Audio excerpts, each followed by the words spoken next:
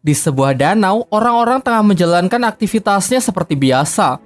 Di sana ada seorang ayah yang mencoba menghibur anaknya dengan melakukan beberapa atraksi renang di danau itu. Ia pun cukup sukses membuat anaknya tertawa gembira. Namun tak lama setelah itu, sang ayah tidak lagi nampak di permukaan, yang kemudian diikuti dengan air danau yang seketika berubah warna menjadi merah darah. Sangat tragis, ternyata pria malang itu telah dimangsa oleh siluman danau. Kemudian datanglah seorang pendeta yang mengaku sebagai pembasmi siluman. Sebut saja Boy. Dengan ritual-ritual yang Boy lakukan, ia berhasil membunuh seekor ikan pari raksasa, di mana ia mengeklaim bahwa makhluk itulah yang selama ini menjadi monster danau. Warga pun dibuat sangat senang karena kini merasa telah aman. Tak lama setelah itu datanglah seorang pemuda bernama Jiang. Jiang mengatakan bahwa ikan pari itu bukanlah siluman danau. Sedangkan siluman danau yang asli kini masih berkeliaran bebas di dasar danau. Boy yang merasa diremehkan sebagai pembasmi siluman tak terima dan malah menuduh Jiang yang hanya bocah ingusan tak tahu apa-apa. Kemudian Jiang malah diikat agar tidak banyak bicara. Semua orang yang merasa sekarang keadaan sudah aman melakukan selebrasi dengan berenang-renang ria di danau itu. Tetapi naas karena ucapan Jiang ternyata terbukti. Ada makhluk buas yang mendekat, sayangnya Jiang yang diikat pun tak bisa bertindak dan tak ada orang yang peduli dengan peringatannya. Alhasil korban pun bertambah, sementara sisanya yang sangat ketakutan berusaha kembali ke darat, namun ternyata darat juga bukan tempat yang aman karena siluman itu bisa menjulurkan lidahnya untuk menarik mangsa. Cara terakhir yang bisa Jiang lakukan adalah menyuruh semua orang agar tidak panik dan tetap di tempatnya. Terbukti hal ini cukup efektif, tetapi kemudian seorang anak mengacaukannya karena ketakutan berlari mencari ibunya.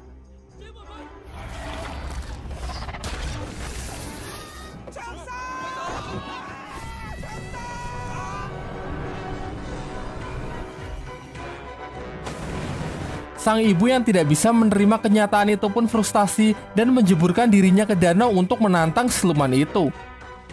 Disinilah akhirnya siluman itu menampakkan dirinya yang ternyata memiliki wujud yang sangat menyeramkan. Selanjutnya ada seorang bayi yang juga hendak jatuh ke danau. Beruntung Jiang yang telah berhasil terlepas datang menyelamatkannya. Jembatan mereka pun patah yang secara kebetulan memerangkap siluman ikan itu. Bersama Boy, Jiang memanfaatkan kesempatan ini untuk melemparkan ikan itu ke darat. Tetapi karena perbedaan berat yang lumayan jauh, mereka pun kesulitan melakukan hal itu. Para warga yang berusaha membantunya pun juga sia-sia. Kocaknya lalu datang seorang wanita gemuk yang berhasil melontarkan siluman itu ke darat. Siluman yang kehabisan waktu melemah sehingga berubah ke wujud semula yang menyerupai manusia. Warga yang emosi berniat menghakimi siluman itu dengan berbagai senjata. Namun Jiang menghentikannya dan memohon agar diberi kesempatan untuk menyelesaikan tugasnya ini sebagai pembasmi siluman profesional. Lantas ia pun segera membuat persiapan dengan mengeluarkan senjata andalannya yang ternyata hanya sebuah buku kumpulan lagu anak-anak. Dengan ritual ini harapannya ia bisa memberikan siluman itu pencerahan. Tetapi aksi kocaknya ini tidak menghasilkan apa-apa, justru siluman itu malah emosi dan berbalik menyerangnya. Tiba-tiba datanglah seorang pembasmi siluman wanita bernama Duan yang menghentikan siluman itu, menghajarnya dan menyegelnya di sebuah kantong ajaibnya. Lalu ia menemui Jiang untuk memastikan apakah dia juga benar-benar seorang pembasmi siluman. Jiang berusaha meyakinkannya dengan menunjukkan buku ritualnya yang ia percayai dengan kumpulan lagu anak-anak itu bisa membuat siluman menjadi baik.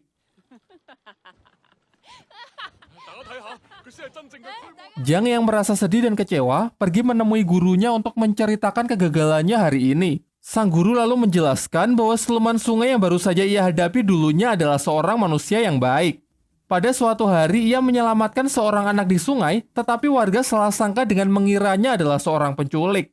Lantas mereka pun membunuhnya dan membuang jasadnya ke sungai sebagai makanan ikan. Tumbuh kebencian yang sangat besar di dalam jiwanya sehingga ia berubah menjadi siluman untuk menuntut balas. Di sini Jiang mulai ragu dengan kemanjuran buku lagu anak yang diajarkan oleh gurunya itu.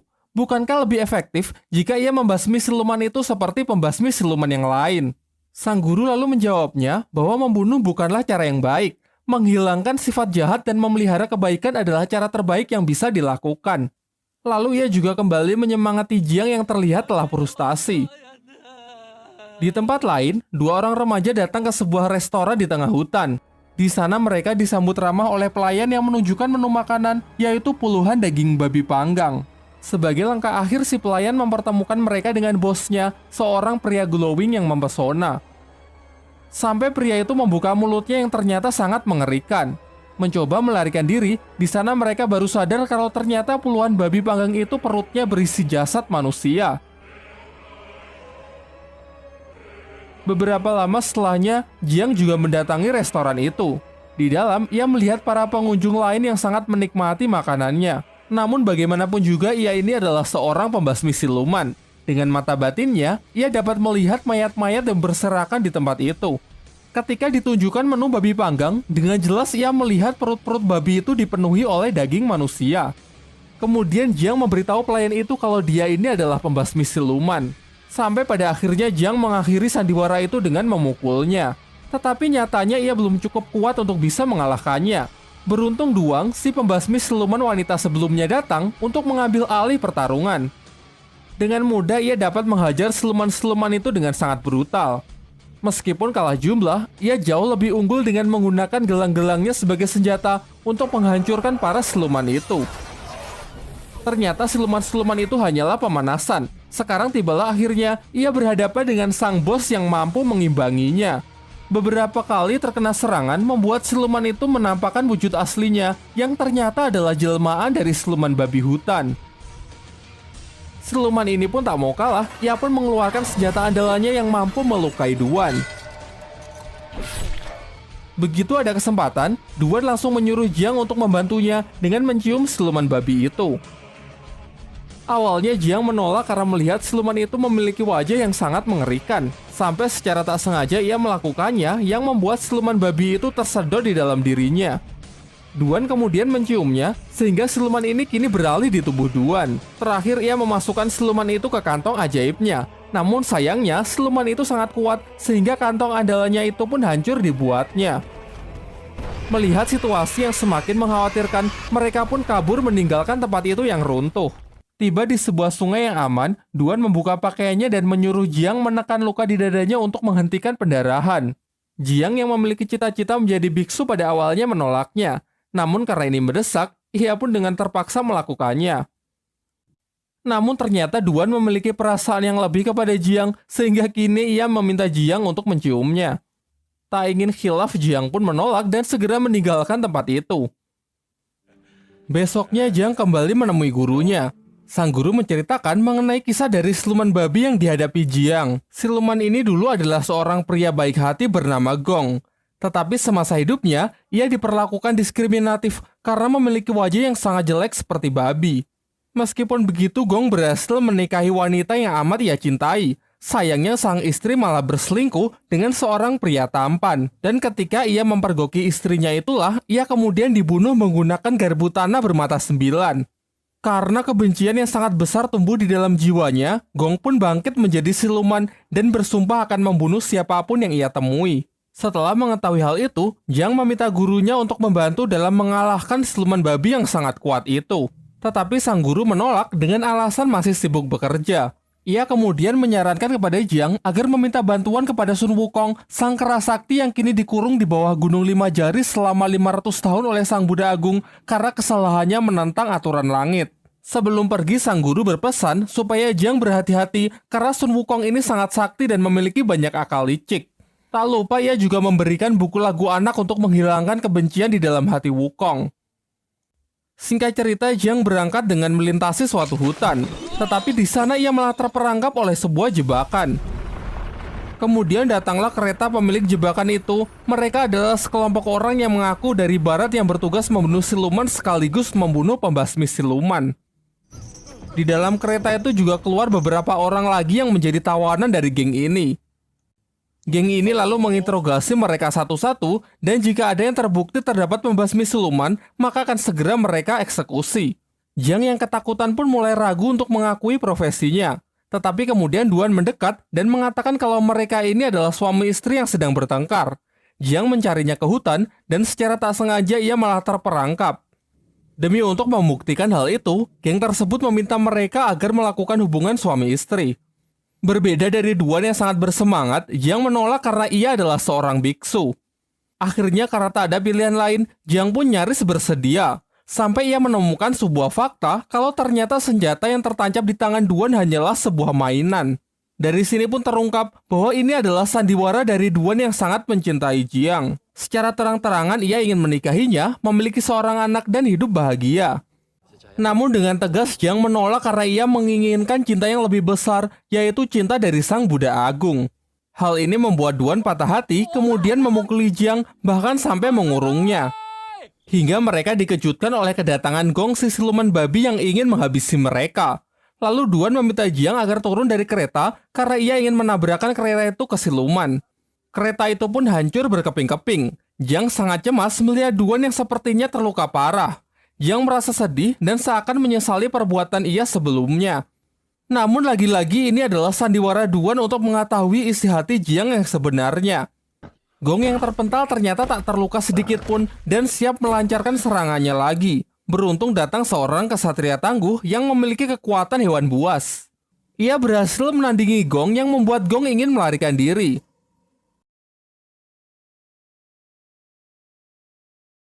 Nampaknya mereka berdua ini tidak saling menyukai satu sama lain. Datang lagi kesatria pedang yang menyemarakan perselisihan mereka. Meskipun ketiganya adalah pembasmi siluman yang sangat sakti, tetapi mereka memiliki sikap sombong yang hanya mementingkan popularitas semata. Jiang yang merasa muak berniat pergi melanjutkan perjalanan. Kemudian Duan meminta agar diizinkan menemaninya, tetapi dengan tegas Jiang menolak dan malah menyalahkan Duan karena sudah menghambat perjalanannya. Duan yang merasa emosi merobek-robek buku lagu anak milik Jiang dan kemudian memukulinya. Tetapi itu tak mengubah sedikitpun pendiriannya sehingga ia tetap pergi. Singkat cerita, setelah melalui perjalanan yang lumayan sulit, tibalah Jiang di Gunung Lima Jari. Ia sangat yakin karena di sana terdapat patung Buddha Agung yang seperti dijelaskan oleh gurunya. Lalu dengan susah payah ia pun memanjat tebing yang curam itu hingga tiba di puncak, suatu tempat indah yang dipenuhi oleh bunga teratai. Dari sekian banyaknya bunga, hanya satu yang memiliki warna berbeda dan dugaannya tepat bahwa ternyata itu adalah tempat di mana Sun Wukong dikurung. Berbeda dengan apa yang digambarkan gurunya, di sini Wukong bersikap sangat ramah kepada Jiang. Ia mengatakan kalau kebencian di dalam hatinya sudah lama hilang dan hanya menyisakan kebaikan dan keindahan. Lalu dengan senang hati ia ingin membantu Jiang dalam menjinakkan siluman babi. Ia menyuruh Jiang untuk mengambil sebuah jimat di tempat itu yang dikenal sebagai mantra api suci. Dengan benda itu, ia dapat menjinakkan siluman babi. Tetapi ternyata Jiang tidak mudah untuk ditipu. Ia menyadari kalau jimat itu adalah sebuah mantra yang digunakan oleh Sang Buddha untuk menyegel Wukong. Seketika sifat Wukong pun berubah 180 derajat yang memperlihatkan sifat aslinya sebagai siluman yang sangat berbahaya. Tetapi sepertinya Wukong memiliki mental illness. Secara paksa, ia mencoba keluar dari tempat itu yang membuat dirinya terkena siksaan cambuk dari kekuatan Sang Buddha. Jiang lalu menasihatinya, jika Wukong bersedia membantunya untuk menjinakkan siluman babi, maka dengan sendirinya kebaikan akan tumbuh di dalam jiwanya, sehingga suatu saat ia bisa keluar dari tempat ini.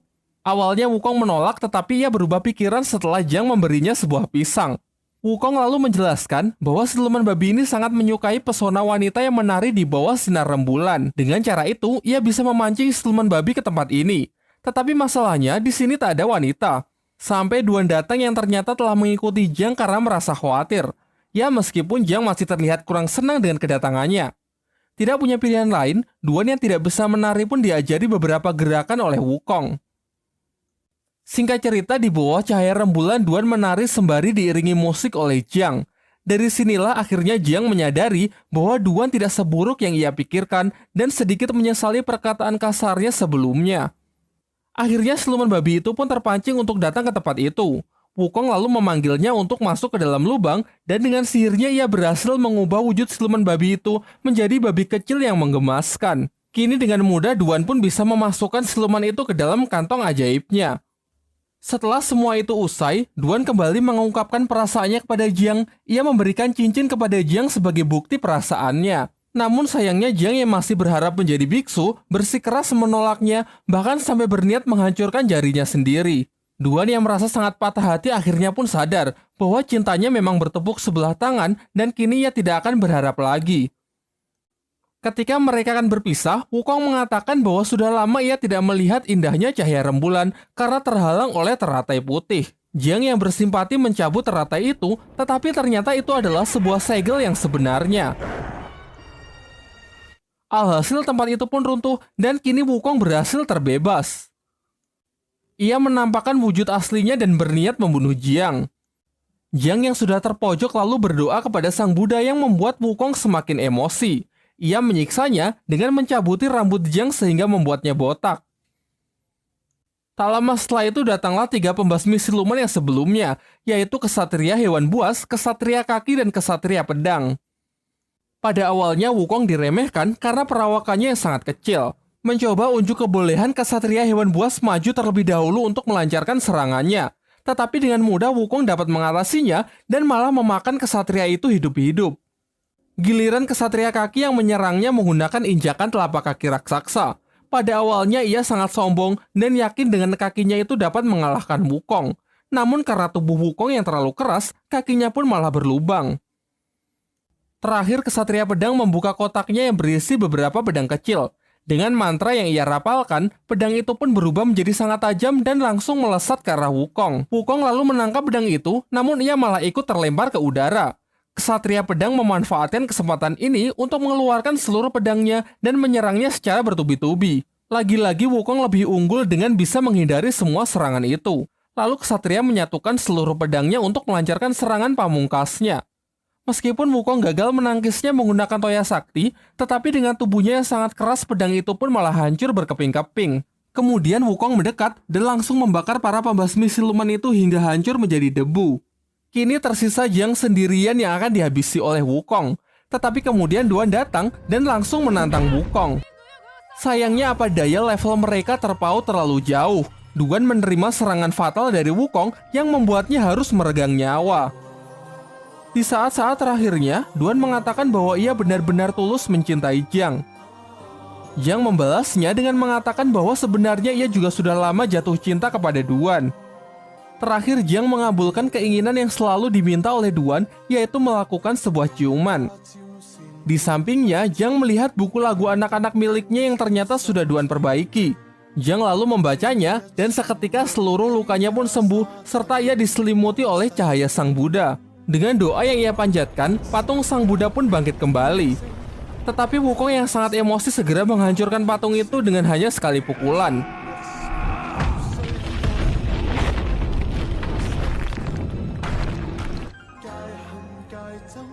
Tidak berhenti sampai di sana, di angkasa Sang Buddha Agung muncul dan menyerang Wukong dengan jurus tapak Budanya.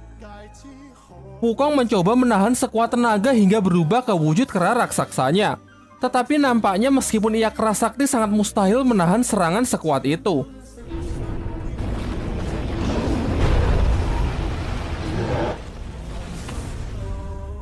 Tiba-tiba Xin beralih ke sebuah padang rumput yang memperlihatkan Wukong sangat trauma dengan apa yang baru saja ia alami. Kemudian Jiang datang untuk menenangkannya sekaligus mengangkatnya sebagai murid. Serta ia memberikan gelang peninggalan Duan yang ia rubah menjadi sebuah mahkota. Singkat cerita, Guru Jiang memberikan sebuah tugas agar Jiang melakukan perjalanan spiritual untuk mengambil kitab suci di wilayah barat demi membebaskan umat manusia dari penderitaan. Namun karena perjalanan itu sangat berbahaya, dipenuhi rintangan dan hambatan sehingga Jiang harus ditemani oleh 3 muridnya, yaitu siluman ikan, Wukong, dan siluman babi. Tamat.